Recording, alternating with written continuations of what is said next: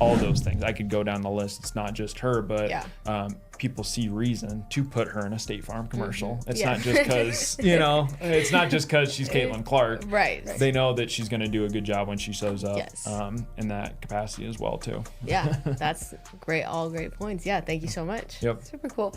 At Lawrence, you were part of the most successful stretch in 2 decades. Yeah. What role does culture and personal identity play in a winning program, and how do you help players brand themselves within that? Yeah, it's everything. It's everything. And so going back to that, so when I got the job at Lawrence University, they had never had a full-time assistant coach. Oh, wow. And so my boss, Riley Wolt, great guy, and he had worked really, really hard to try and get the program to a place where it once was. In the early 2000s, they had some really good teams, and he was an assistant there, a part-time assistant there during that time. And so when he got the head coaching position, he did a lot of things right to try and get the culture and the team, up everything. and running. Yeah, exactly. Like, he didn't do anything to hurt it. But there's only so much you can do when you're doing it by yourself. Right. And so by the time I got there, I'm like, man, I agree with everything that you want this program to be.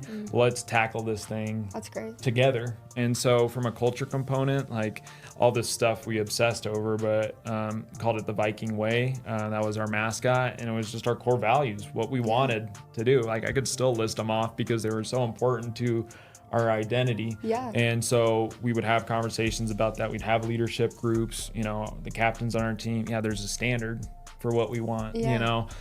We always talked about, I literally just mentioned this morning because we talked about it all the time as a team. Like, we would talk about leadership. It's not likership, it's leadership. The leaders on the team, our captains, like, you might not agree with what they say at the time, but it might be what is needed to say, too. So during that stretch, our second season, we made it to the conference tournament, and we're one win away from actually making the NCAA tournament.